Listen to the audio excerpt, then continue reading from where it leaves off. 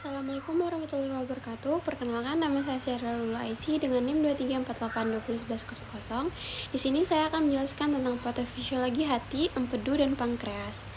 Lalu yang pertama, apa itu hati? Hati atau liver itu adalah organ padat terbesar dan kelenjar terbesar dalam tubuh manusia.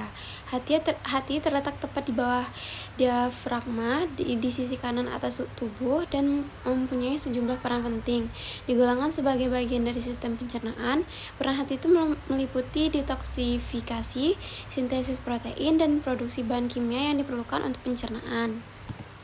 Lalu struktur hati itu mempunyai warna coklat kemerahan dengan tekstur kenyal, terletak di atas dan di sebelah kiri di bawah paru-paru. Beratnya antara 144 hingga 166 kg. Hanya kulit satu-satunya organ yang lebih berat dan lebih besar. Hati kurang lebih berbentuk segitiga dan terdiri dari dua lobus kanan lebih besar dan lobus kiri lebih kecil. Pembuluh darah itu tidak seperti kebanyakan organ. Hati itu memiliki dua sumber utama darah. Pertama adalah vena portal yang membawa darah yang kaya nutrisi dari usus dan limpa menuju hati. Kedua, arteri hepatik yang membawa darah beroksigen dari jantung.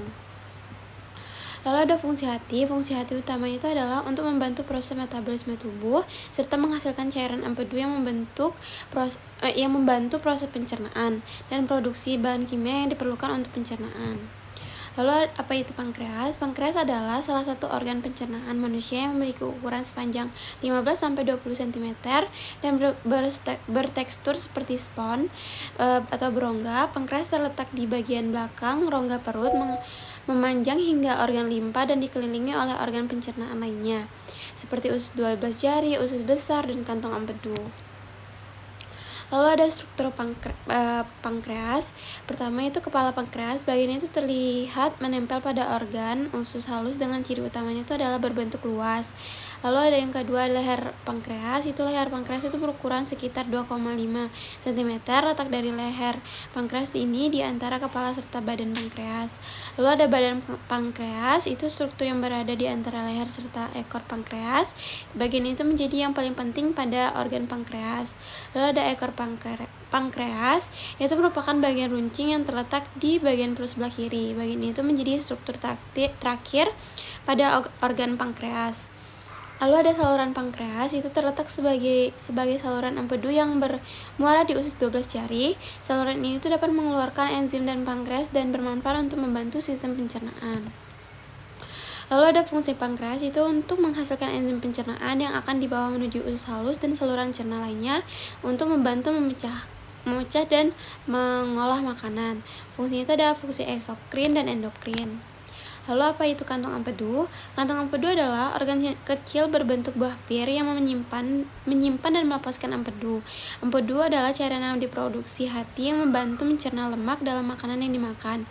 Kantong empedu itu terletak di bagian kanan atas perut, letaknya itu tepat di bawah hati. Lalu ada fungsi kantong empedu. Kantong empedu itu merupakan bagian dari sistem pencernaan. Fungsi utamanya itu adalah menyimpan empedu. Empedu membantu sistem pencernaan memecah lemak. Empedu merupakan campuran yang sebagian besar terdiri dari kolesterol, bilirubin, dan garam empedu. Lalu di sini ada penyakit hati, pankreas, dan empedu.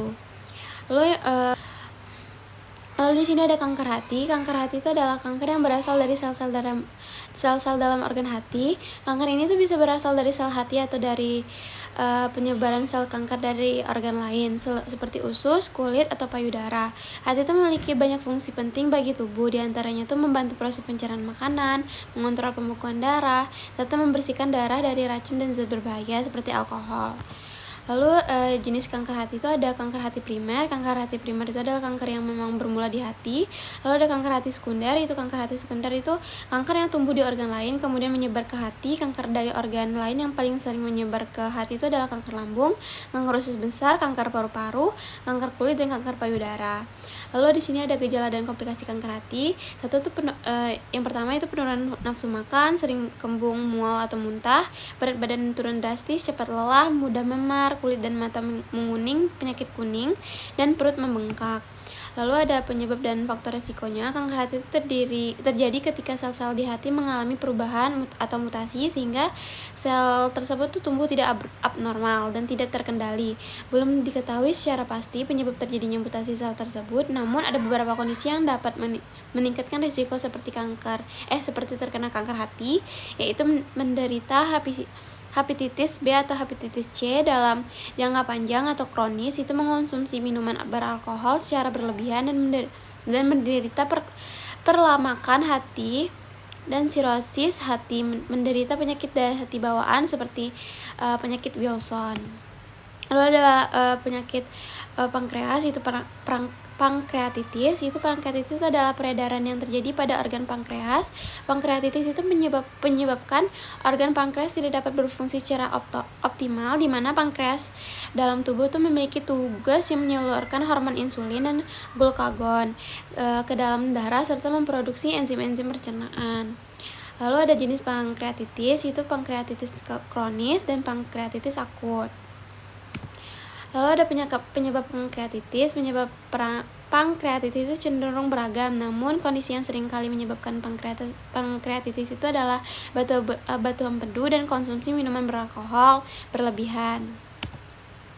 Lalu di sini ada penyakit empedu, itu batu empedu. Batu empedu itu adalah, atau gallstones, itu adalah endapan cairan pencernaan yang mengeras yang dapat terbentuk pada kantong empedu. Sementara itu, kantong empedu itu adalah organ kecil berbentuk buah pir di sisi kanan perut. Ukuran batu empedu itu berkisar dari sekecil sebutir pasir hingga sebesar bola golf. Beberapa orang bisa memiliki hanya satu batu empedu, sementara yang lain mengembang banyak batu empedu pada saat yang bersamaan.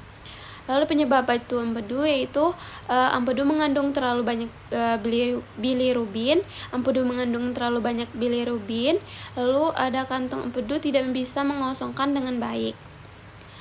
Baiklah, di sini ada patofisiologi dari batu empedu, bisa dilihat. Baiklah, sekian dari presentasi saya. Bila ada kurang, saya mohon maaf. Saya tutup dengan wabillahi taufiq wal hidayah. Wassalamualaikum warahmatullahi wabarakatuh.